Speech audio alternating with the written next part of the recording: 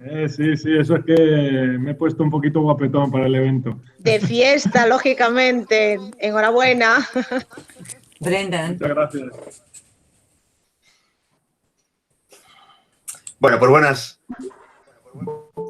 Buenos días, Marisa. buenos días a todos y bienvenidos a esta novena sesión.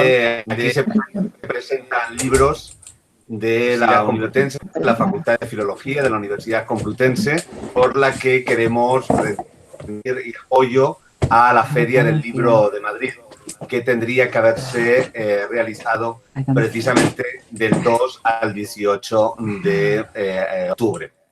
Para que el acto que estamos grabando y se pueda oír bien, pedimos a todos que apaguen los micrófonos para así no tener interferencias con los diferentes ruidos que aparecen en las diferentes casas, ¿no?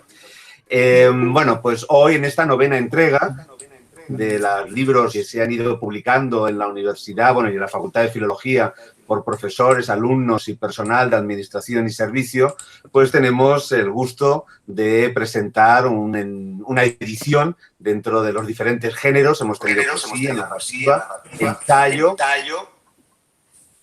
y, perdonad que tengo que apagar algunos micrófonos. Carmen, si puedes apagar el micrófono, Carmen San Juan. Sí, sí sé, que el problema es que aquí estamos dos abueletes que no sabemos. ¿Cómo lo hacemos? A ver, pues no sé, pero nos Te lo apago callaremos, yo, no te lo preocupes. prometo. Aurelio, discúlpanos, hijo. Nada, no hay problema. Bueno, nada, sobre todo ya doy la palabra ya a Juan Carlos Pantoja, pero quería sobre todo que, bueno, en esta que es la parte, digamos, de la presentación, de que estamos hablando, vamos a hablar de una edición de un libro, que en este caso es precisamente un libro de caballerías. Y bueno, pues para mí además es un enorme placer porque estamos hablando del último libro de caballerías y yo había sacado precisamente el primero que habíamos publicado en la colección y justamente el Platir de Mari Carmen Marín Pina, que está también aquí presente en el año ni más ni menos que 1997.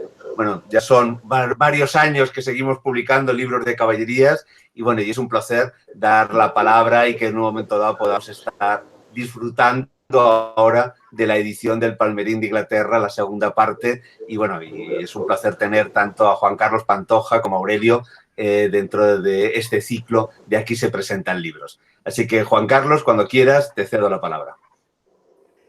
Muchas gracias, José Manuel. Voy a intentar hablar fuerte, que me han dicho que no se me oiga bien. Espero que se me oiga bien y que podamos un poco pues, disfrutar de esta mañana. Yo tengo que decir que para mí es un honor y un orgullo, sobre todo un orgullo, presentar esta nueva edición del libro segundo del muy esforzado caballero Palmerín de Inglaterra, realizada por el doctor Aurelio Vargas Díaz Toledo. Y es un orgullo para mí porque yo a Aurelio lo conozco desde que él tenía 14 años y empezaba sus estudios en aquel tiempo en el Instituto El Sabio de Toledo, donde yo acababa de llegar también como profesor en ese mismo año de 1992. Fue alumno mío de literatura cuando él cursaba primero de BUP y cuando luego cursó COU, aquellos cursos del bachillerato antiguo que ya nadie recuerda y que eran quizás, son ahora fácilmente añorables, ¿no? Bueno, por eso me resulta, como digo, un orgullo estar aquí y presentar un libro de quien fue un alumno destacado, porque no hay nada mejor, lógicamente, para un profesor que ver cómo sus alumnos crecen y superan al maestro que en su día pretendió ser el profesor. Bueno, pues desde aquellas fechas he seguido muy de cerca la trayectoria de Aurelio, evidentemente. Hemos ido haciendo muchas cosas en común. Y al mismo tiempo que él trabajaba en sus investigaciones, ha ido creciendo entre nosotros una amistad cada vez mayor que ha borrado, digamos, aquella relación previa de profesor-alumno para convertirse en una amistad que valoro muchísimo y que él lo sabe. Esta amistad se fortaleció también, pues, gracias a nuestra común pasión por la literatura en general y de una manera particular por los libros de caballerías, que nos unieron en esa especie de locura quijotesca desde hace ya muchos años, ¿no? Juntos hemos organizado y hemos llevado a cabo actividades varias que nos han servido para crecer en este universo de los libros de caballerías, ¿no? Recuerdo concretamente dos que él recordará también con agrado y placer. Una de ellas fueron pues unas jornadas de lectura en común que organizamos en una entrañable librería toledana, la librería Hoja Blanca, donde bajo el nombre de Lecturas en la Biblioteca de Don Quijote, lo que hacíamos era pues leer textos de los libros que, como su título indicaba, estaban en la Biblioteca de Don Quijote y comentarlos, reflexionar profundamente sobre los distintos temas y los distintos aspectos de los libros de caballerías, con un público no muy numeroso realmente, pero bastante entregado, que nos seguía semana a semana, aunque parecía extraño, ¿no? Pensar que la gente se iba a entusiasmar por los libros de caballerías en una ciudad pequeña como Toledo, donde hay pocos habitantes, y de entre esos pocos, pues son muy poquitos los que evidentemente pueden tener esta afición, esta cercanía. Aquello yo lo recuerdo con mucho agrado, creo que fueron unas jornadas muy bonitas en las que disfrutamos bastante. También juntos planificamos y montamos una maravillosa exposición, yo creo interesantísima, en la que también colaboró con nosotros José Manuel, sobre cuando se celebraba el 5º centenario de la Amadís de Gaula, una exposición de libros de caballerías en la que pues, bueno, expusimos incunables, expusimos primeras ediciones, incluso una segunda edición del Quijote, que nos prestó, como la mayor parte de los libros que allí se expusieron, pues el propietario de la biblioteca del Cigarral del Carmen de Toledo, Javier Crae, desgraciadamente muerto no hace mucho. Aquella exposición nos sirvió no solamente para aumentar mucho más esa cercanía entre nosotros, sino también para disfrutar muchísimo con ella, conocer a mucha gente interesante y pasarlo muy bien, realmente. Posteriormente también hemos hecho algunas otras cosas en común, algunos ciclos de conferencias, hemos trabajado también sobre temas ajenos a los libros de caballería. Recuerdo también otra exposición que montamos sobre el 4º centenario de la publicación del Tesoro de la Lengua Castellana de Sebastián de Covarrubias en el año 2011. Aparte de todo esto, que son nuestras vivencias comunes, pues Aurelio Vargas, toledano, cursó sus estudios en la Universidad Complutense de Madrid, donde luego alcanzó el grado de doctor en el año 2007 con una tesis titulada Estudio y edición crítica del Leomundo de Grecia de Tristão Gómez de Castro, iniciando de este modo su andadura por las encrucijadas y florestas de los libros de caballerías portugueses, y convirtiéndose, a mi entender, en uno de los grandes especialistas de este tipo de literatura, de estos libros de caballerías portugueses en la actualidad. Hoy en día Aurelio es profesor contratado doctor en el Departamento de Estudios Románicos, Franceses e Italianos y Traducción de la Facultad de Filología en la Universidad Complutense, que le vio crecer, después de haber sido también profesor en algunos otros lugares y en algunas universidades europeas, como por ejemplo en Pavía, donde pasó algunos meses, en el University College de Dublín o en la Universidad de Oporto, donde trabajó como investigador en un proyecto de financiación europea que se convirtió en una base de datos sobre la materia caballeresca portuguesa de los siglos XVI al XVIII. Dirige actualmente esa base de datos y continúa muy ligado a esta actividad. De su ingente labor investigadora, por citar solamente algunas cosas, son testigos sus innumerables artículos sobre materia caballeresca, publicados en revistas de diversa índole, su participación activa en congresos nacionales e internacionales y sus ediciones de libros de caballerías y de literatura portuguesa. Por destacar algunos títulos, pues señalaremos sus ediciones del Palmerín de Inglaterra, no solamente esta segunda parte que hoy presentamos, sino también la primera parte que llevó a cabo hace ya unos años y que se publicó en el año 2007.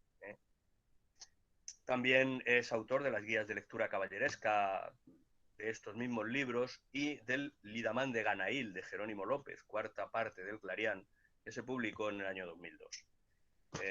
Ha editado también los diálogos del autor ínclito del Palmerín, el señor Francisco de Moraes, que se publicaron en la Universidad de Oporto en el año 2017.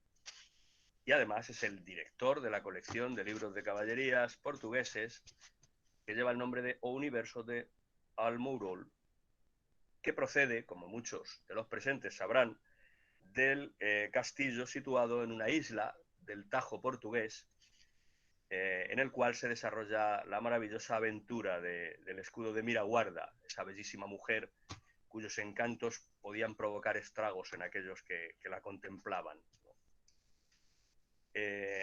Bueno, pues este episodio, como muchos saben, ya digo, pues se encuentra precisamente en este Palmerín de Inglaterra que hoy presentamos. Por terminar de glosar sus actividades, diremos que también Aurelio es el secretario de la revista de Filología Románica. En cuanto al libro, no voy a enrollarme mucho más porque lo que nos interesa es escucharle a él, que es el que sabe.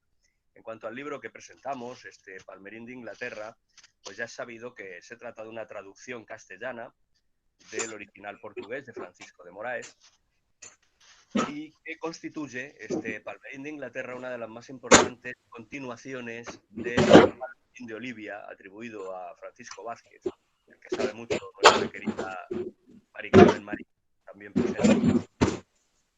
Y publicado este Palmerín de Inglaterra con posterioridad a las otras continuaciones más famosas del Palmerín, que son, como es sabido, el Palmerín de Olivia, que se publicó en 1511, en 1512 el Prima León y luego el Platir de 1533. El Palmerín de Inglaterra de Moraes se debió escribir en torno a la década de los años 40 y se publica después traducido al castellano en dos ediciones. La primera en 1547 y la segunda en 1548, ambas publicadas en Toledo en la imprenta de los herederos de Fernando de Santa Catalina. Posteriormente hay escasas ediciones del Palmerín de Inglaterra. Si no se me ha perdido a mí ninguna, que yo sepa, está la de Adolfo Bonilla y San Martín en 1908, publicada en la nueva Biblioteca de Autores Españoles, en el volumen 11 de esta biblioteca, que se titulaba Libros de Caballerías, segunda parte. Y posteriormente fue editado también por Luis Alberto de Cuenca en la editorial Miraguano, en dos tomos también y en 2 años distintos, 1979-1981 respectivamente. Y ahora pues tenemos aquí la nueva, novísima y maravillosa edición de Aurelio Vargas, que como ya sabemos pues también se ha publicado en 2 fechas, ya he dicho antes, 2007 la primera parte y ahora en 2020 esta segunda parte que hoy nos ocupa. Publicada por el Instituto Universitario de Investigación Miguel de Cervantes de la Universidad de Alcalá de Henares. Largo tiempo ha transcurrido desde aquel ya lejano 2007 para que nuestro aguerrido y esforzado caballero haya podido poner fin a esta extraordinaria aventura digna del más esforzado caballero, ¿no? Que ha sido la publicación completa de esta joya literaria, de la literatura caballeresca peninsular, de la que, como es sabido, habló elogiosamente Cervantes por boca del cura Pero Pérez en cita que ya se ha repetido miles de veces, pero que yo la voy a repetir también para que sean miles y una más. El cura, como es sabido, dijo: esa palma de Ingalaterra se guarde y se conserve como a cosa única y se haga para ella otra caja como la que halló Alejandro en los desposorios de Darío, que la diputó para guardar en ella las obras del poeta Homero. De las aventuras del castillo de Miraguarda, bonísimas y de grande artificio para el cura cervantino, y de todo lo demás que concierne a esta pieza fundamental de la literatura caballeresca, nos hablará ahora quien más sabe de ella, que es Aurelio Vargas Díaz Toledo, con quien les dejo ya, tras estas palabras previas que espero hayan sido, como mínimo, no aburridas y que sirvan de introducción válida a las que ahora nos va a dirigir él. Muchas gracias y Aurelio, cuando tú quieras. Buenos días. Muchas gracias, Juan Carlos. Y bueno, en primer lugar, me gustaría agradecer, además de las palabras tan cariñosas que ha dicho Juan Carlos de mí, pues también, sobre todo, agradecer la presencia de muchos familiares que veo por aquí, primos, tíos y demás. Y luego también muchos compañeros, algunos de ellos a los que no veía pues desde hacía bastante tiempo. Así que muchísimas gracias por uniros en esta mañana aquí en Toledo, bastante soleada, que apetece dar un paseíto y bueno, y por qué no presentar también antes un libro como el que tenemos entre manos. También me gustaría agradecer a José Manuel por esta iniciativa y a Miriam Fernández por esta iniciativa de crear pues esta Feria del Libro virtual, en donde se están presentando libros, sobre todo por parte de los profesores de la Universidad Complutense. Así que es un placer poder participar de esta gran iniciativa. Así que, bueno, para no tratar de aburrir mucho de un texto pues, del que muchos probablemente no conocerán grandes cosas, pero que saben, si me conocen, llevo dedicándome mucho tiempo a desentrañar y a publicar y a conocer un poco mejor la obra de Francisco de Moraes, este autor portugués que le dio por escribir este libro de caballerías, que para mí pues, es el mejor del siglo XVI. Pues como ha dicho Juan Carlos, pues bueno, llevo ya prácticamente desde que empecé con la tesis doctoral. Empecé con José Manuel Lucía, como algunos de vosotros bien sabéis, con un texto portugués de Antonio de Brito da Fonseca, que era realmente infumable, era un tocho impresionante, un manuscrito que me encargó elaborar José Manuel, pero luego, con el paso del tiempo, pues fui cambiando con un libro de caballerías manuscrito también que encontré y que fue el que se convirtió en la tesis doctoral. Y por todo este proceso fui dando con este Palmerín de Inglaterra y fui descubriendo las grandes novedades que se esconden y la gran innovación narrativa que supone para la narrativa del siglo XVI y en concreto la narrativa caballeresca. Aquí tengo reunidos por fin los 4 libros que son de la colección que creó el propio José Manuel y Carlos Alvar en Alcalá de Henares, las 2 guías de lectura del Palmerín, el libro primero y el libro segundo, y desde la primera parte, el libro primero del 2006, hasta el libro segundo que acaba de salir justo antes de la pandemia, por lo tanto hace ya unos meses, pero que por fin pues ya es como que ya cierro este círculo que había empezado hace ya bastantes años y que creo que bueno, el trabajo ha sido más o menos satisfactorio y sobre todo ha sido una aventura fantástica. Además, este libro había quedado pues en el aire, precisamente con el inicio de la famosa crisis económica del año 2008-2009, básicamente, cuando yo tenía prácticamente terminado el libro, pero debido a la crisis y, bueno, pues que uno tenía que dedicarse a ganar dinero en lugar de dedicarse en ese momento a publicar y a dedicar el tiempo a estas cosas que tanto nos apasionan, pues tuvo que quedarse en el tintero durante todo este tiempo. Hasta ahora no ha podido salir. He tenido que remodelar un poco la parte de la introducción, incluir la parte de bibliografía que había salido nueva, pero bueno, por fin ha visto la luz. Este libro pues es un libro que se publicó en castellano en 1547-1548 en 2 partes, formando parte de una estrategia comercial muy clara. Y es que el libro original, el libro portugués, pues salió en un único volumen y por lo tanto lo que se hizo en el ámbito castellano, en la imprenta de Fernando de Santa Catalina, pues fue dividir el libro en dos para tratar de conseguir un mayor beneficio económico, sin ninguna duda. A la hora de realizar estos cambios en la imprenta toledana, pues lógicamente el traductor y los impresores pues llevaron a cabo una serie de modificaciones y de transformaciones del texto original. Y es verdad que este texto portugués salió de manera anónima, ¿vale? Y por lo tanto hubo una gran polémica con respecto a si era una obra auténticamente portuguesa o una obra castellana. Y por lo tanto, pues a lo largo del siglo XIX, pues hubo esta gran polémica entre los investigadores, historiadores, para tratar de apropiarse del Palmerín de Inglaterra, una obra que todo el mundo ha considerado pues básicamente una obra maestra de la literatura del siglo XVI por algunos aspectos que comentaré a lo largo de esta presentación.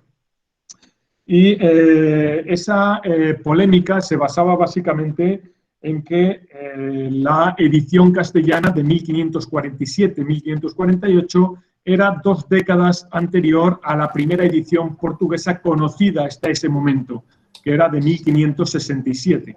Y por lo tanto, pues lógicamente dijeron los investigadores que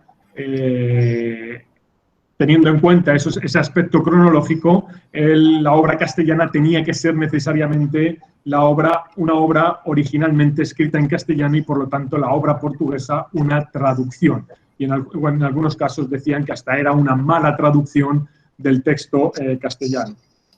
Tuvo que llegar Nicolás Díaz de Benjumea, del cual ha salido ahora una magnífica biografía de Joaquín González Cuenca, un antiguo profesor catedrático que ya se jubiló de la Universidad de Castilla-La Mancha, y precisamente este Díaz de Benjumea en 1876, e incluso un poco antes, fue el que se dio cuenta a la hora de comparar el texto castellano y el texto portugués de que en realidad el original era portugués. ¿Por qué? Porque había un episodio que se conoce como el episodio de las 4 damas francesas, que detrás de esas damas había personajes históricos, reales.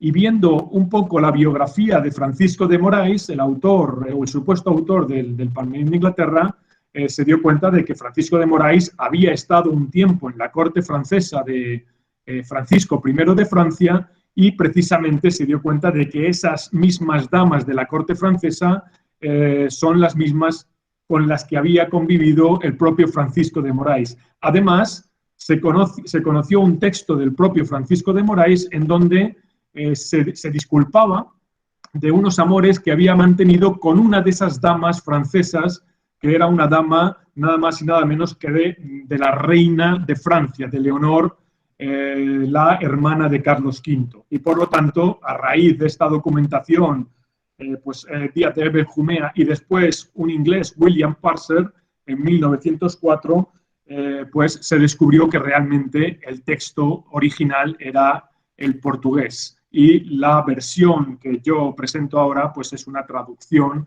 del texto portugués, ¿vale?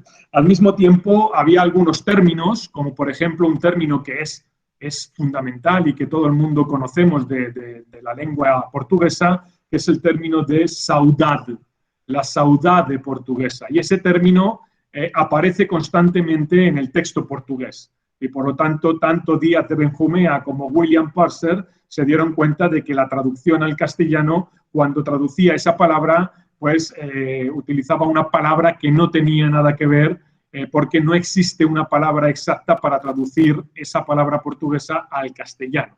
Se traducía por tristeza, melancolía, una serie de variantes lingüísticas que lo que hicieron fue crear pues, una especie de texto de traducción castellana, pues en cierto modo, bueno, desvirtuada, ¿vale? Y por lo tanto, a partir ya de finales del 19 y del 20, esta obra pasó a formar parte de la literatura portuguesa y además uno de los textos portugueses más importantes del siglo XVI, diría yo, precisamente por una serie de aventuras que se narran en este libro. He mencionado, por ejemplo, la aventura de las 4 damas francesas y es que tratar de llevar un episodio vital a este libro de caballerías es algo que muy pocos escritores habían hecho hasta el momento. Todos conocemos el caso, por ejemplo, de Cervantes, con la historia del cautivo y todas estas historias de carácter autobiográfico que incluye dentro del Quijote y dentro de otras obras de teatro.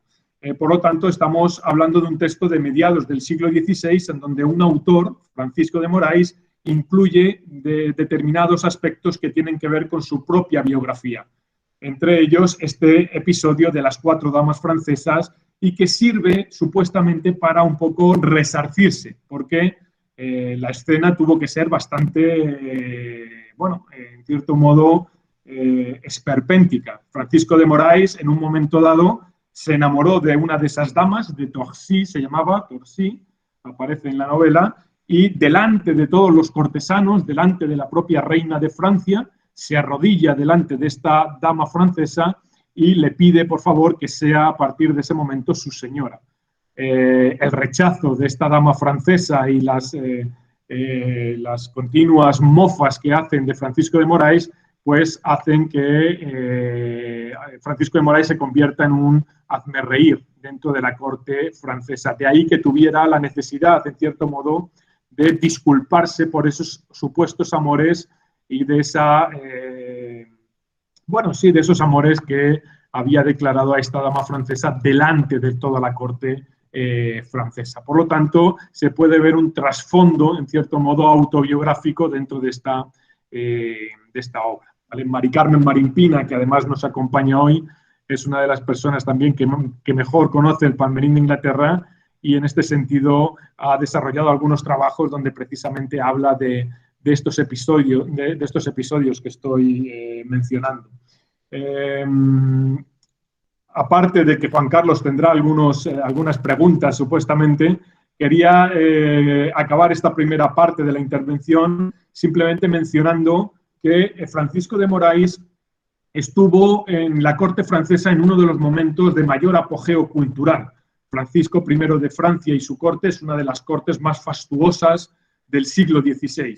Y es una suerte que estuviera durante 4 años recorriendo los lugares más emblemáticos del Renacimiento francés. Estuvo pues, en ciudades como, por ejemplo, Châteauroux, en Chambord, en algunos de los lugares, en la zona de los castillos del Loira. De hecho, yo hace unos años hice un viaje de investigación, mitad placer, etcétera, en donde precisamente, además de investigar en bibliotecas de París, pues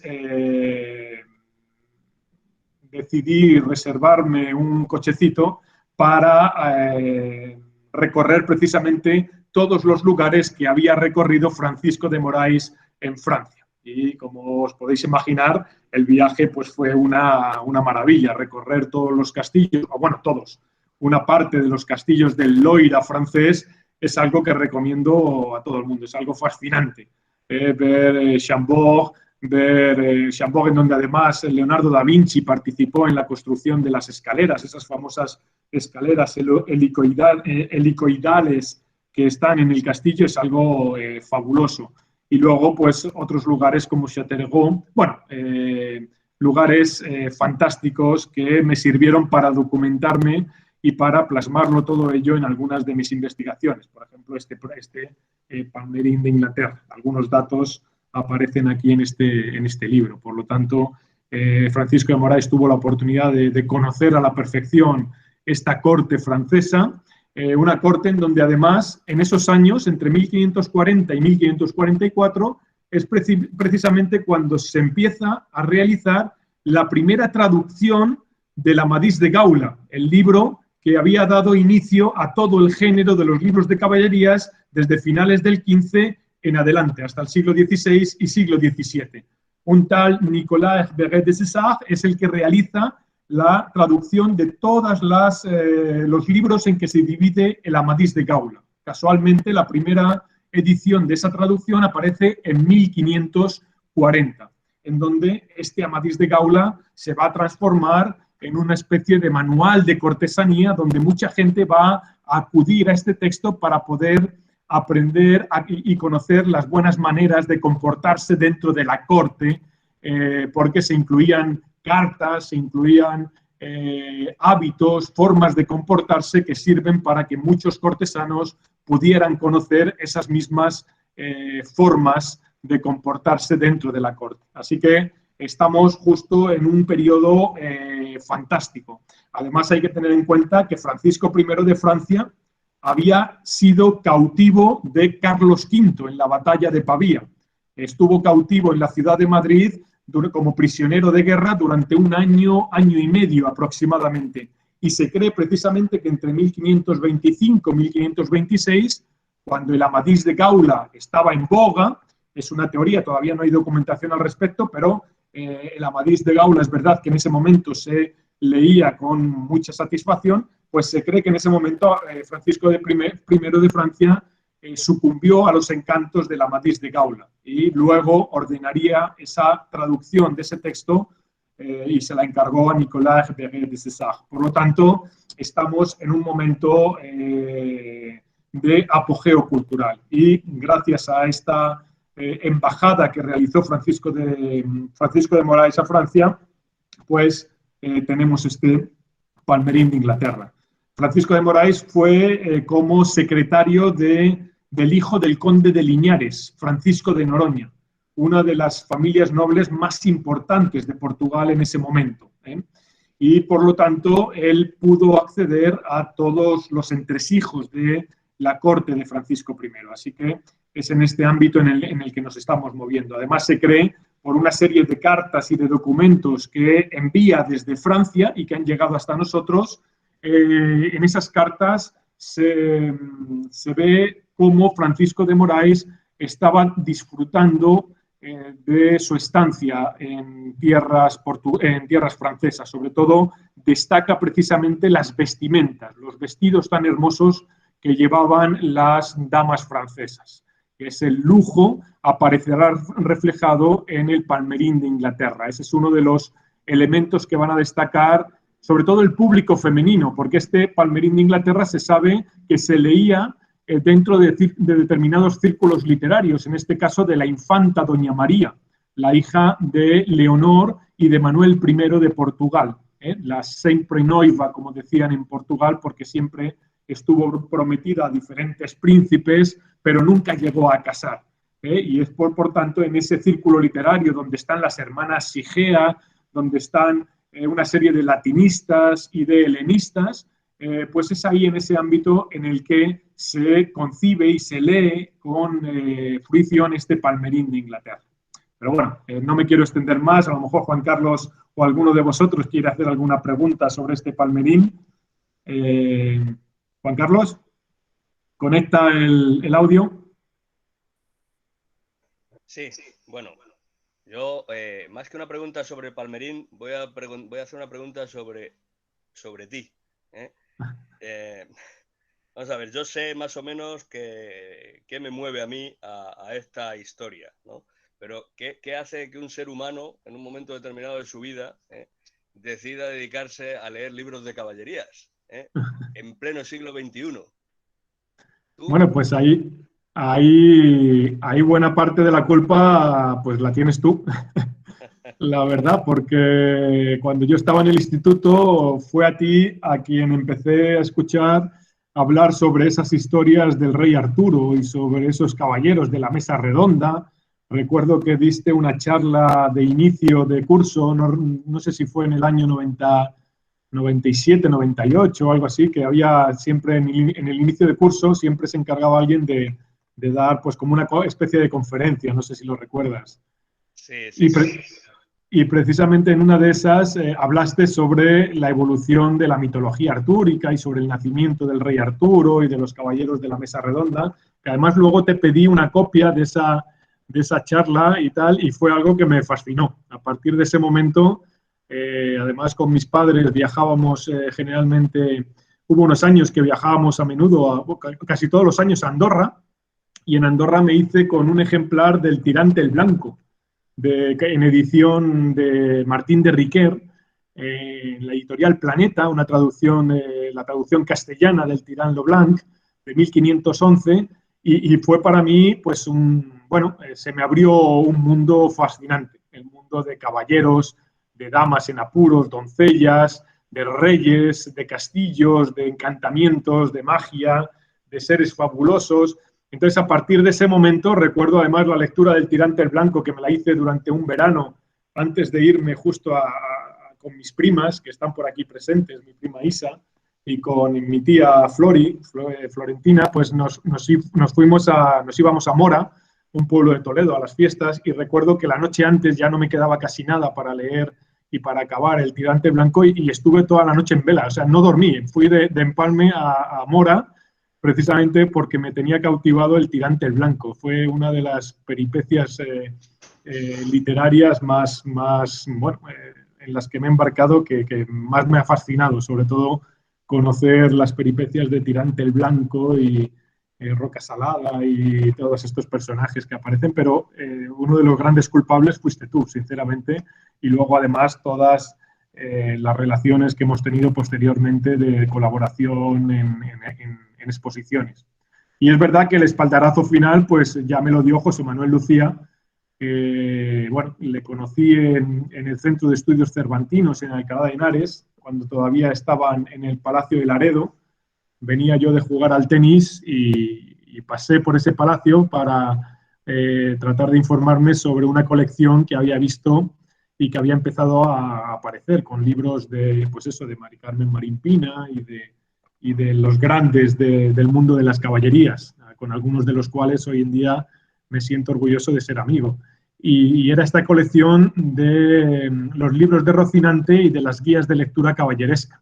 Y allí estaba José Manuel y además, si no recuerdo mal, acababa de ganar la plaza en la Complutense, en el Departamento de Filología Románica, y finalmente fue profesor mío y en un momento dado fue cuando le dije, oye, perdona, mira, me gustan mucho los libros de caballerías, digo, me gustaría que fueras el director de mi tesis y tal, que me gustaría hacerla sobre caballerías, y José Manuel, como todos sabemos, pues aceptó y fue el que me embarcó en esta aventura caballeresca y hoy estamos aquí presentando este palmerín.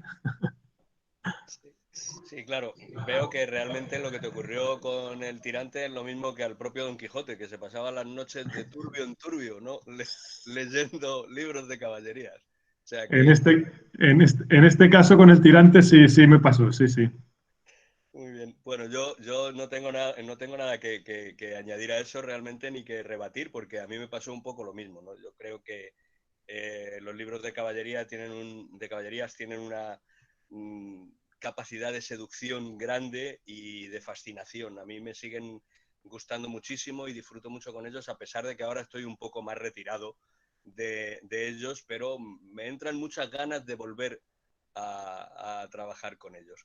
Y entonces te hago otra pregunta y luego ya que pregunten otros, que para eso Vale. estamos aquí reunidos, ¿vale? Perfecto. ¿Por qué precisamente el palmerín de Inglaterra? ¿Qué tiene de especial o por qué en un momento determinado es este el libro que te atrae? Bueno, pues básicamente eso te lo da la propia investigación.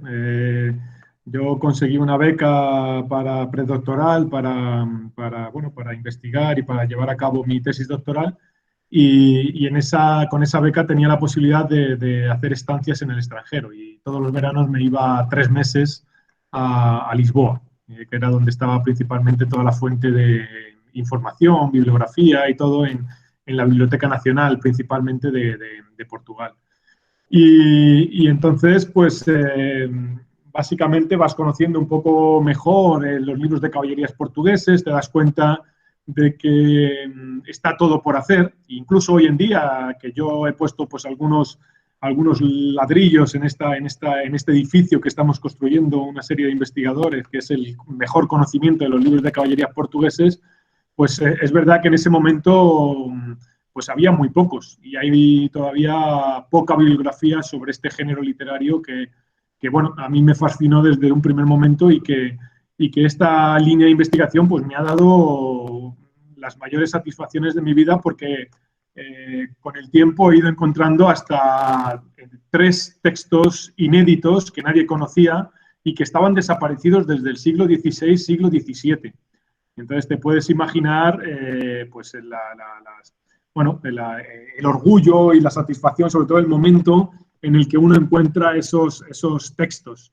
Y en el caso del Palmerín de Inglaterra, pues también, además de encontrar textos inéditos, biográficos y literarios suyos, pues realmente cuando uno conoce el género de los libros de caballerías, pues se da cuenta de que este texto tiene algo diferente. Las aventuras de las 4 doncellas, damas francesas. Luego está el que has mencionado, del castillo de Almourol, las aventuras de Miraguarda, donde tenemos a este personaje femenino, que ese es uno de los grandes aciertos, además de Francisco de Moraes, el desarrollo de estos personajes y desarrollo psicológico incluso de estos personajes femeninos. Esta Miraguarda es como una especie de belle dame sans merci tradicional de la lírica trovadoresca provenzal, y es una mujer pues, que no se siente satisfecha con nada. A pesar de que Florendos, por ejemplo, o el propio gigante Almourol, pues están haciendo todo lo que pueden hacer en su mano para que ella pudiera mostrar por lo menos una sonrisa, al menos. Además, esta aventura, creo que algunos de los que se han conectado hoy en esta presentación conocen el castillo de Almourol, que es un castillo templario que está en mitad del Tajo, una pequeña isla, y que yo lo vi en aquel momento que estaba haciendo la tesis doctoral, hacia el año 2003-2004, y fue un día que fui en tren y que además había niebla y no se veía el castillo. Entonces os podéis imaginar el momento tan fascinante, tan fantástico que viví, en donde se ve el torreón, la parte de arriba del torreón, y todo rodeado de niebla, y a medida que me voy acercando se va descubriendo el castillo, y pues, finalmente puedo conocer el lugar donde se desarrolla una de las aventuras más importantes de esta historia, donde llegaban muchos caballeros precisamente para conocer y atraídos por la fama de esa Miraguarda, cuya belleza pues era algo que todos elogiaban, ¿vale? Y por lo tanto estamos dentro de este mundo de la lírica provenzal, donde muchos caballeros se enamoran de esta Miraguarda a través de un retrato o a través de lo que oyen de ella. Entonces, eso me fascinó. Entonces, este tipo de aventuras, la verdad, es que no se encuentran o se encuentran difícilmente en otros textos, no solo de caballería, sino también en otros textos de la época. Aparte del elemento autobiográfico tan importante que tiene, y también de ese espíritu de cruzada que aparece en el libro, en donde tenemos una lucha entre los cristianos y los turcos, una lucha entre la religión cristiana católica y la religión musulmana, en donde, pues como nos podemos imaginar, los turcos son los malos, son los que inician todas las actividades bélicas, son los que atacan Constantinopla, la capital de la cristiandad, y por lo tanto tienen una imagen negativa frente a los cristianos, que son todo lo contrario, utilizan toda la diplomacia posible para tratar de llegar a un acuerdo y que no haya ninguna guerra. Entonces, bueno, ese tipo de aspectos son los que me fascinan, porque además hay un trasfondo histórico detrás. En el momento en el que sale el Palmerín, que es 1543, 44 aproximadamente, pues es un momento crucial en la historia de Europa, precisamente por el avance turco en el este de Europa, con el asedio de la ciudad de Viena, etcétera, etcétera, y luego con todos los asentamientos que van ganando en el norte de África, los turcos, en Argel, etcétera, etcétera. Así que... Muy bien, Aurelio, pues mira, que hay 2 palabras pedidas, así que bueno, Mari Carmen Marimpina y luego Armando Senra, así que si quieres, Mari Carmen. Muy bien, muchísimas gracias. Yo lo primero que quiero hacer es felicitar a Aurelio, pues porque finalmente haya sacado este trabajo que era muy necesario. Se quedaba cojo, todos esperábamos esa segunda parte y desde luego me parece un triunfo que la colección haya llegado donde ha llegado, porque es que cuando Carlos y José Manuel empezaron a editarla, bueno, cuando empezaban a hablar del proyecto me parecía que era, vamos, algo imposible, era como un sueño, y la verdad es que se ha ido haciendo realidad poco a poco y hoy tenemos 30 y tantos, 37 me parece que hay, 37 volúmenes que me parece, pues la verdad que es un regalo. Y entre esos volúmenes, pues la verdad es que estos brillan por luz propia. Por luz propia. Yo también pienso que es uno de los mejores libros de caballerías. No sé si el mejor, porque también hay otros manuscritos que son muy buenos y otros impresos, pero bueno, este desde luego creo que es de los mejores y engancha de todas las maneras. Lo ha explicado muy bien Juan Carlos en esa presentación pues tan entrañable que me ha llegado también al corazón. Claro, cuando has dicho lo de la traducción, yo simplemente quería hacerte una pregunta desde mi desconocimiento de la lengua portuguesa, y es que la traducción del término saudade ha sido complicada porque yo recuerdo esas deliciosas cartas que se entrecruza el conde de Porto Alegre, Juan de Silva, que era toledano, creo, de origen, con Magdalena de Bobadilla. Y en una de esas cartas, el único tema, el monotema de la carta es la saudade. ¿Cómo se traduce? O sea, que ya en ese momento había problemas con la traducción, o al menos aquí en la interpretación del término. Mi pregunta es realmente cómo lo has traducido, o el término se traduce en función del contexto de diferente manera. No lo sé, o sea, yo sí que recuerdo que la traducción castellana, que era la que estaba en circulación y la que podíamos leer todos en esa edición de la BAE, es una traducción muy deficiente, evidentemente, ¿no? La del siglo XVI. Ese es un término, y hay otros pasajes que el traductor no los entiende y traduce lo que puede, ¿no? Pero mi pregunta es, ¿este término entonces cómo se traduce? ¿Cada vez de una manera diferente en función de...? Bueno, nada más. Que enhorabuena y que me alegro muchísimo de veros a todos ahí, esta gran familia caballeresca. Gracias. Gracias a ti, Mari Carmen, por los comentarios. Y sí, la verdad es que la palabra saudade es de aquellas palabras que cuando uno se enfrenta a la hora de tratar de hacer un texto, una traducción de un texto portugués al castellano, por ejemplo, pues es un término que sí va variando, dependiendo del contexto, pues se traduce como melancolía, como tristeza, pero siempre se pierde algo porque todos sabemos que ese sentimiento portugués es como si faltara algo. No se sabe el qué. Tenemos aquí algunos portugueses que saben y conocen perfectamente y que sienten incluso saudades por determinados, sobre todo un sentimiento que tiene que ver con el carácter amoroso, pero no solo, pero es complicado. Cada texto y cada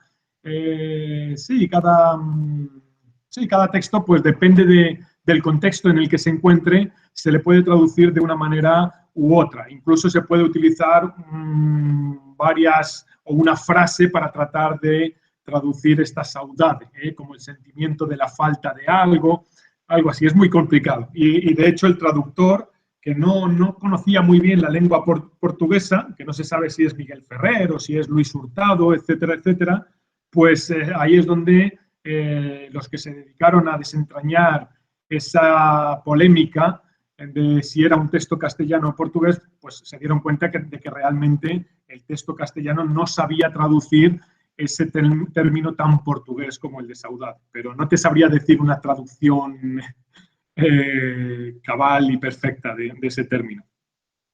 Gracias, Mari Carmen. A ti. Muy bien, bueno, Armando está por aí, por favor. Muito obrigado. Muitos parabéns ao Aurélio, e é um prazer estar aqui assim. Eu já conheço o Aurélio há muitos anos, somos amigos, e queria só fazer uma pergunta aqui. Eu acho que vocês em Espanha têm um interesse ainda mais especial pelas novelas de cavalaria, penso eu, pela influência no Quixote, não é? Em Cervantes. Vais escrever alguma vez sobre a influência nos Lusíadas, das novelas de cavalaria? Sim. Eu gostava de ver isso. Acho que se escreveu pouco sobre isso. Sí, Armando. Respondo en castellano, ¿vale? Porque la mayoría de la gente está... ¿vale? Sí, pregunta que si en algún momento voy a escribir algo sobre el tema caballeresco y la influencia caballeresca en la obra épica por antonomasia de Portugal, Los Lusíadas, de Camões. Y sí es verdad que la bibliografía es muy escasa en ese sentido y la influencia caballeresca también es muy grande, pero en algún momento sí que tengo algún trabajo pendiente para dedicarme a los Lusíadas y la influencia de determinados episodios, el episodio de Magriso, el episodio... Hay algunos episodios que tienen influencia y que creo que merece la pena embarcarse en algún trabajo de investigación, pero sí, tengo muchas notas y en algún momento sacaré algo. De hecho, sin ir más lejos, aunque no tiene que ver con el aspecto caballeresco, hace no mucho encontré un ejemplar de la primera edición de Los Lusíadas, que voy a dar a conocer en algún momento cuando la docencia y demás me lo permita. Pero sí, lo retomaré y es algo sobre lo que hay que trabajar. Aparte, no solo Los Lusíadas. Também aquilo que disseste sobre a presença do tema da cruzada, da hostilidade aos turcos, isso também é muito importante nos Lusíadas. Sin duda, sí, sin duda. Sí, no, eso está muy presente en toda la literatura de las primeras décadas del siglo XVI. Eso no solo en Portugal, sino también en la literatura castellana, sin duda. Sí, es verdade. E estava dizendo o auto de Filodemo.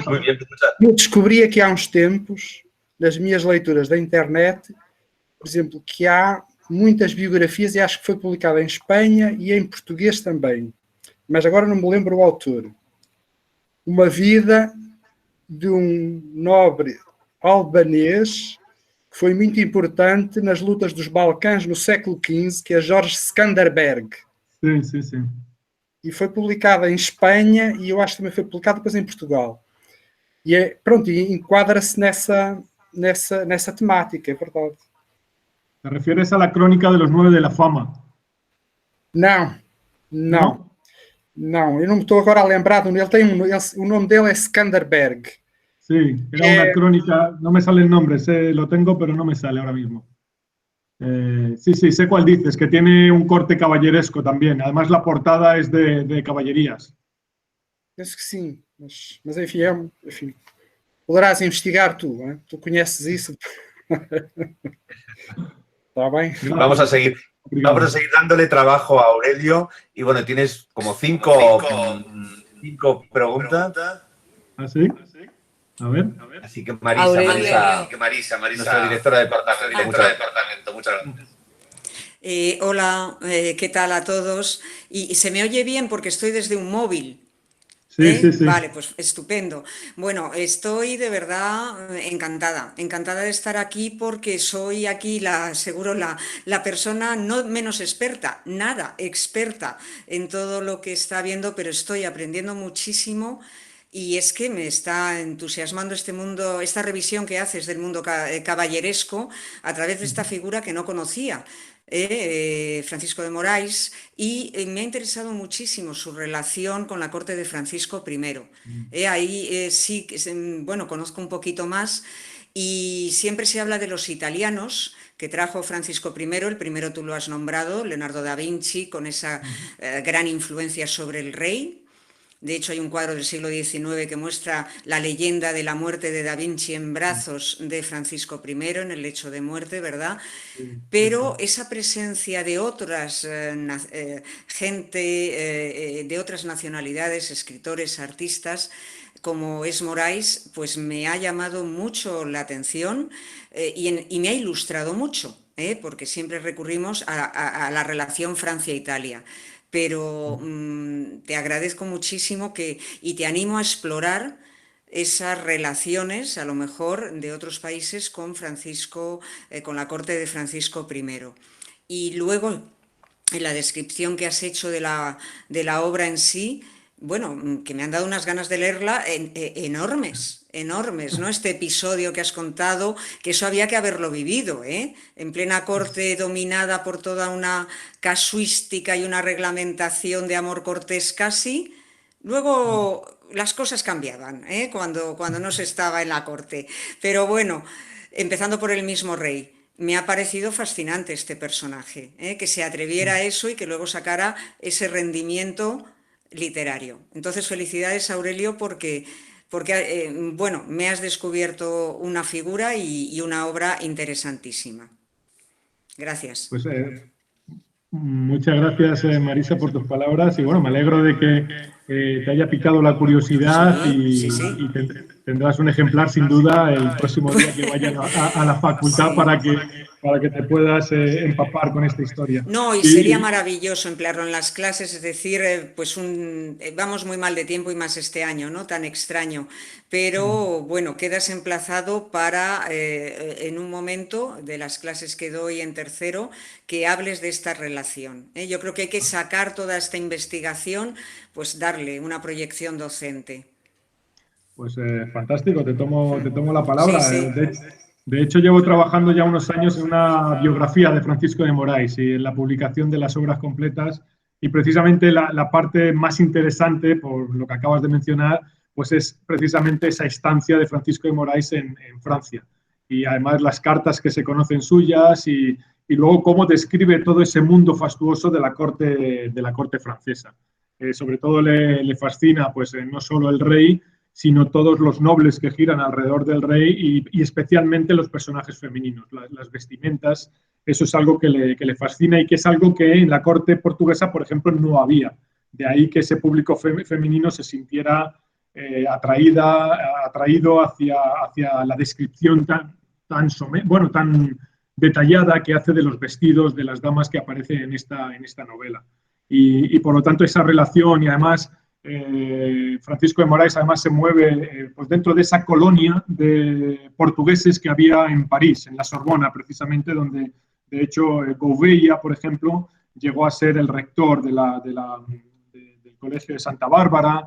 Y bueno, ese círculo de portugueses lo conoce bastante bien Francisco de Moraes y por lo tanto ese es uno de los aspectos que además fui a documentar cuando hice ese viaje desde París y me alquilé ese coche y fui descendiendo por el Loira para conocer un poco todos los castillos o algunos de los castillos de Francisco I, donde se alojaba Francisco I, y en algunos de ellos además tuvieron lugar algunas bodas. Por ejemplo, Francisco de Moraes describe precisamente las bodas que tuvo el duque de Cleves con la princesa de Navarra y, bueno, una serie de circunstancias que hacen que este personaje sea fascinante desde todos los puntos de vista.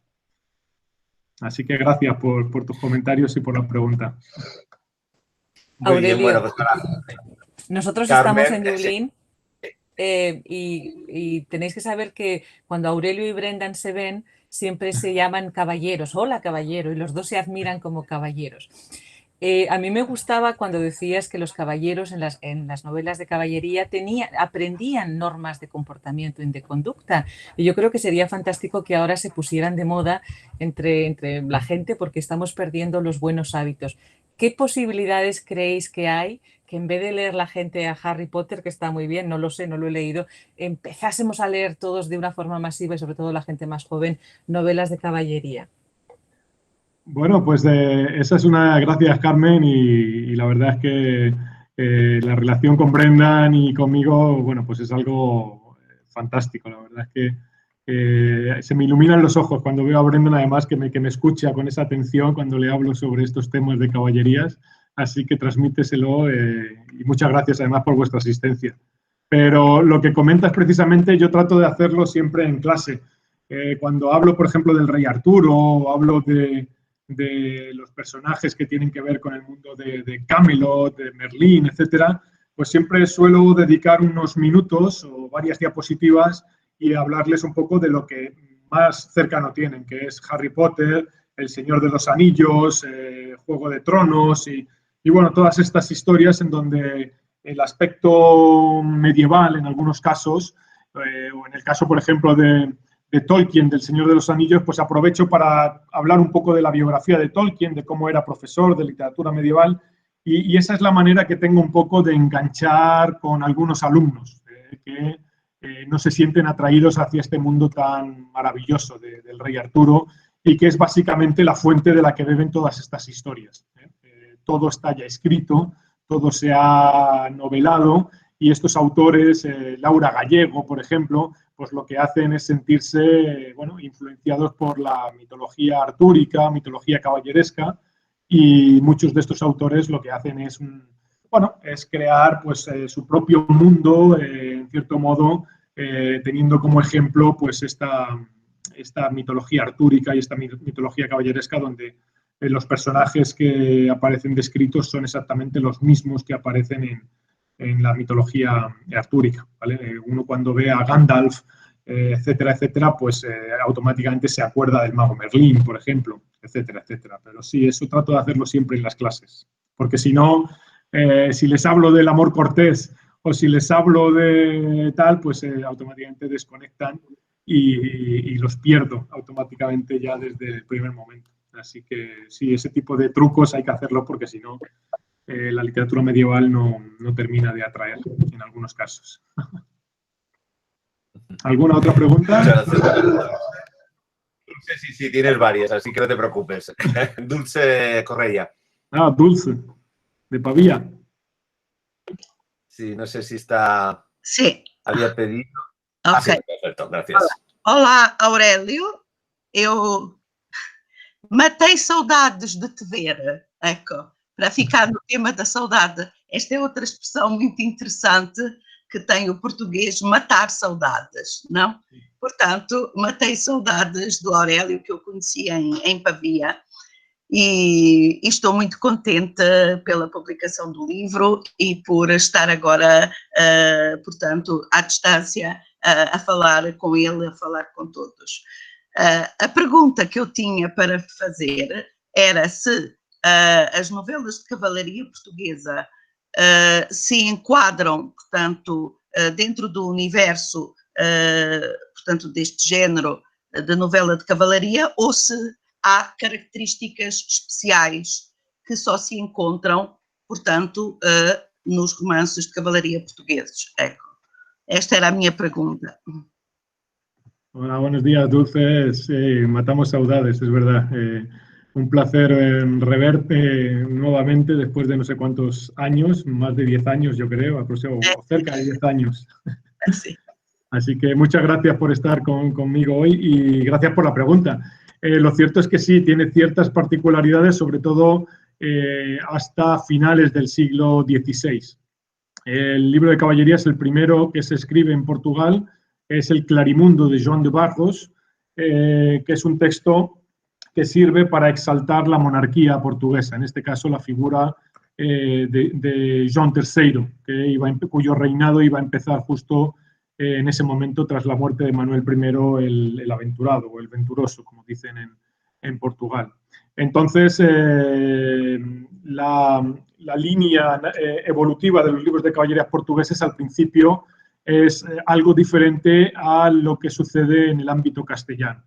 Tenemos otro texto, por ejemplo, el Memorial das Proezas de Segunda Távola Redonda, de Jorge Ferreira de Vasconcelos, que también lo que hace es utilizar un evento, en este caso un torneo, para exaltar la figura del príncipe Don Juan, que lamentablemente va a morir al poco tiempo, ¿vale? Y por lo tanto nos encontramos con una particularidad que en algunos casos lo diferencia de la narrativa caballeresca, ¿vale? En este caso sirve incluso desde la propia portada, desde el aspecto de estos libros de caballerías, pues se puede ver esa vinculación tan directa con el deseo de exaltar la figura del monarca, ¿vale?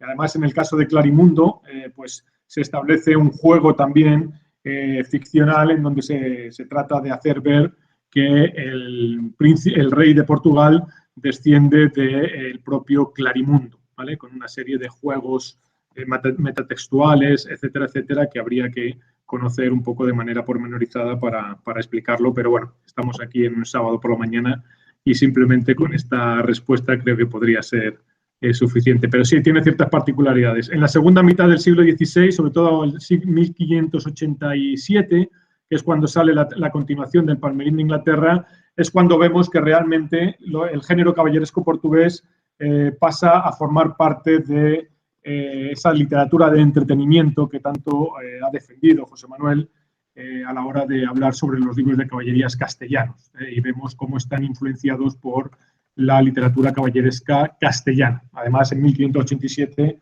Portugal, el reino de Portugal ya forma parte de la monarquía hispánica, desde que Felipe II pues, se anexionara el reino portugués en 1580-1581. Obrigada. Obrigado a ti, Duz. Muy bien, pues nada, Noemí Román Avilés, que también había pedido la palabra. No sé si está activada. O si no, Julio, si quieres, Julio Sanz. Sí, primero, no sé si me oyes, enhorabuena, Aurelio, saludos desde Dublín, de nuevo, encantado por haberme invitado, y como mi pregunta ya prácticamente la has contestado, la había formulado Carmen San Julián,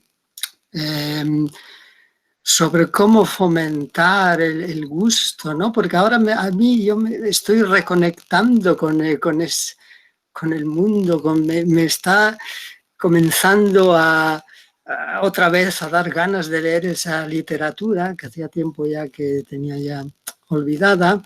¿Y crees que quizás se puede incorporar, por ejemplo, versiones cinematográficas, ¿no? Veo a los estudiantes fascinados siempre con el móvil, hablando de Netflix, etcétera, como parte de las clases, ¿no? Como una manera de fomentar a través de esas versiones cinematográficas el gusto por incluso quizás fomentar también algunas ideas creativas para llevar al mundo cinematográfico algunas de estas historias todavía no contadas, ¿no? Sí, Julio, muchas gracias también por tenerte aquí en esta presentación y desde Dublín, qué envidia me dais, la verdad. Y sí, la verdad es que normalmente todos los años en las asignaturas, en alguna de las asignaturas en las que se puede hacer esto que comentas, lo hago. Precisamente en la parte de prácticas, pues trato de incluir aspectos cinematográficos, en donde les doy la oportunidad a los alumnos de hacer exposiciones orales, por ejemplo, sobre algún tema, pues imagínate, sobre el rey Arturo, pues que preparen un trabajo sobre Excalibur o sobre alguna de las muchas películas que existen en torno al rey Arturo. Es una excusa y además es perfecto porque además de conocer a estos personajes, pues claro, tienen que leer bibliografía y al mismo tiempo que hacen este trabajo, pues aprenden y conocen, creo que muchísimo mejor que si hicieran un trabajo escrito, por ejemplo, o si hicieran otro tipo de trabajo.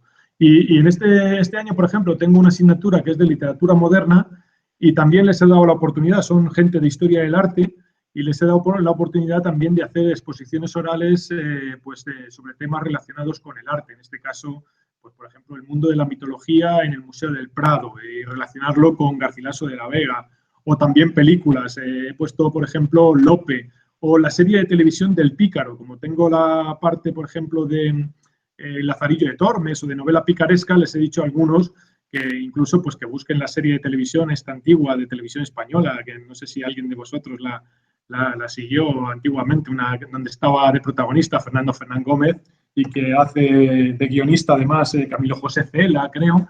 Creo que es interesante sobre todo para ellos, porque al mismo tiempo que conocen pues este género narrativo, pues creo que sobre todo asientan los conocimientos de una manera mucho más práctica, con este tipo de ejercicios, y además ellos son de historia del arte en este caso, entonces lo agradecen porque creo, si no recuerdo mal, que tienen alguna asignatura de cinematografía, etcétera, etcétera, o de, por ejemplo, escultura. Así que sí, eso trato de hacerlo todos los años. Y en muchos casos aprendo, soy yo el que más aprende. Muy bien, bueno, hemos rescatado a Noemí Román, que te damos la palabra.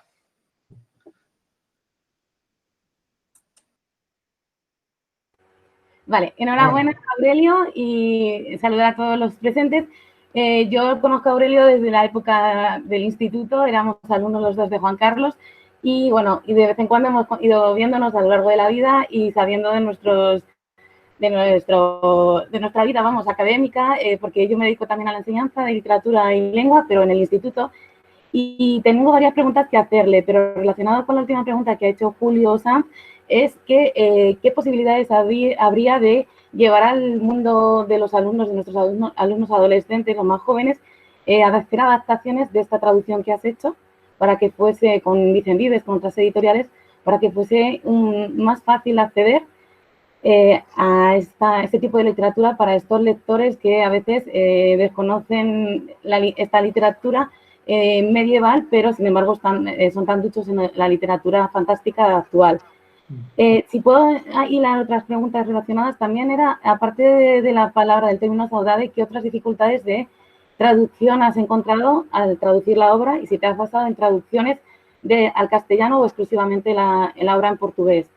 No, espera. El texto es de Francisco de Moraes, pero la traducción se hizo en el siglo XVI, ¿vale? Yo he hecho la edición. Ah, vale. La traducción no es mía. Ah, vale, perdona, había interpretado también que habías traducido, que la habías retraducido.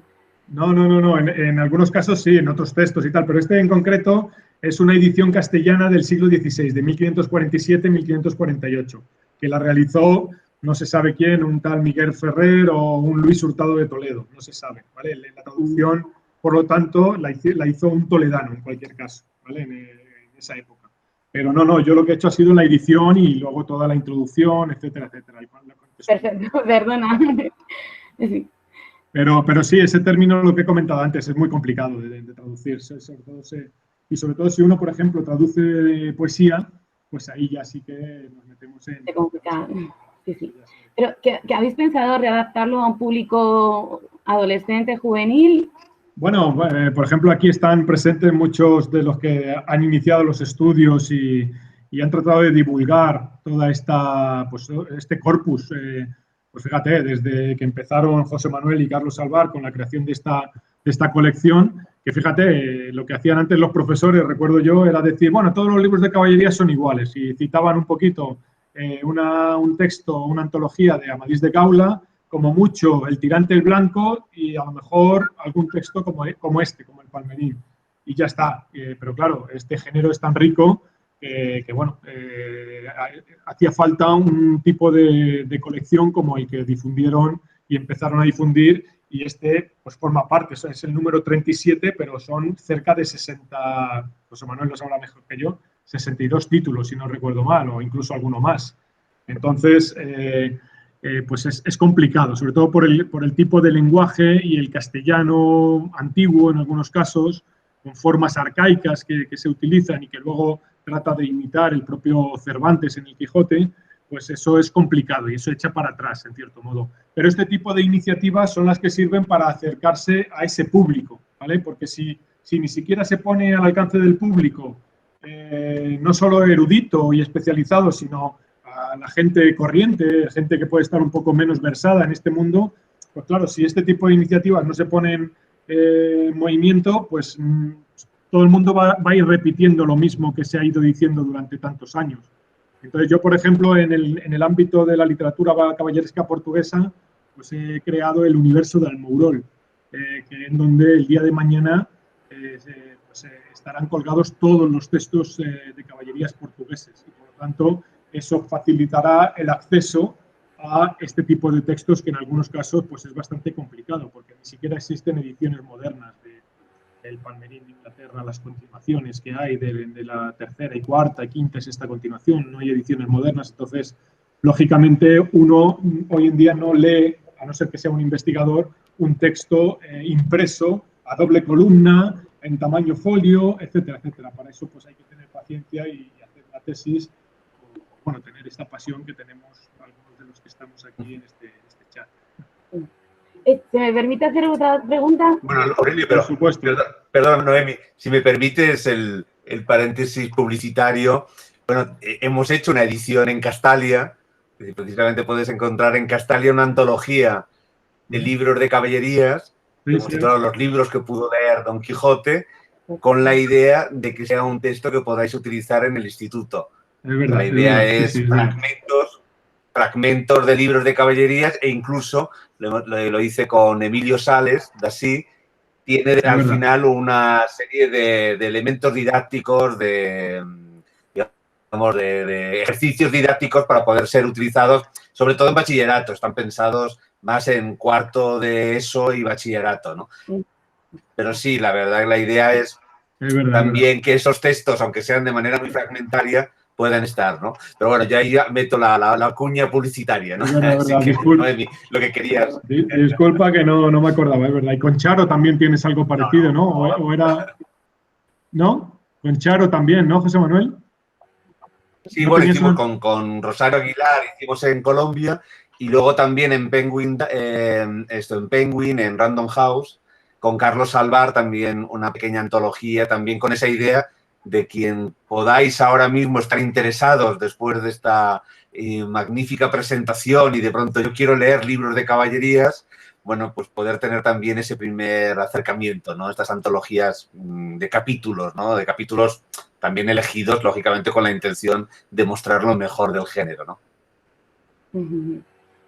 No sé si querías... Sí, desde otra pregunta ya, y acabo, no conozco mucho el mundo caballeresco, lo siento, pero como somos toledanos, quería saber si hay alguna conexión entre Toledo, los mundos de caballería, supongo que con esta obra no, pero si hay otras obras y qué conexión ha habido en nuestra ciudad. Sí, con esta obra sí, porque se publicó en Toledo por los herederos de Fernando de Santa Catalina y por lo tanto se cree que además aquí en Toledo con la reina, la mujer de Carlos V, con Isabel de Portugal, lógicamente había un círculo portugués muy importante y entonces tiene sentido precisamente que se tradujera y que se editara en Toledo, precisamente. Bueno, esto es una teoría, pero supuestamente Francisco de Moraes, para embarcarse en ese viaje hacia Francia, pues pudo pasar probablemente por la corte toledana, precisamente porque, bueno, pues tiene sentido parar en Toledo, en ese círculo de portugueses que había, sobre todo en la década de 30, aunque luego van a ir tratando de quitárselos de encima a los portugueses porque tenían mucho poder y en este caso, pues, querían desprenderse de ellos, pero yo creo que Francisco de Moraes tuvo que pasar por Toledo y es probable que alguien se hiciera con una copia o él mismo dejara una copia a ese círculo de la emperatriz Isabel de Portugal y que por eso se publicara en la ciudad de Toledo. Pero bueno, no tengo documentación ni la he encontrado, pero es algo que intuyo, en este caso precisamente por la propia biografía de este personaje, de este Francisco de Moraes. Muchas gracias. Muy bien, pues bueno, por Juan Carlos y ya así con eso ya cerramos el círculo y ya es el último que habla y bueno, ya la despedida ya precisamente. Juan Carlos, por favor. Bueno, yo solamente quería decir una cosa al hilo de lo que pregunta Noemí. También es en cierto modo un poco de publicidad, ¿eh? Mi tesis doctoral versó sobre un poema caballeresco que se titula Genealogía de la Toledana Discreta. Y es una elucubración del autor, un tal Eugenio Martínez, que realmente lo que hace es plantear que la fundación de Toledo fue llevada a cabo pues, por los herederos de Héctor el Troyano, ¿eh?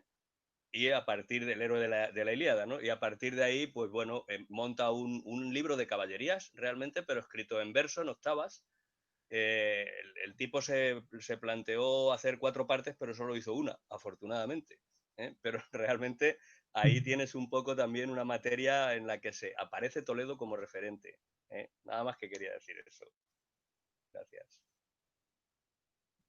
Muy bien, pues nada, si Aurelio quieres decir alguna cosa, si no ya damos también por terminado el acto, la verdad que ha estado muy bien y ha sido el más, no solamente numeroso, sino con tantas preguntas que, bueno, pues también muestra el interés de no solamente el libro, sino también la edición y los libros de caballerías, este universo que todavía está por descubrir, ¿no? Sí, antes solo de que vayan, porque es la 1:25 y las librerías estarán a punto de cerrar para irse a comprar el Palmerín de Inglaterra, pues simplemente daros muchísimas gracias a todos precisamente por haber compartido conmigo este sábado.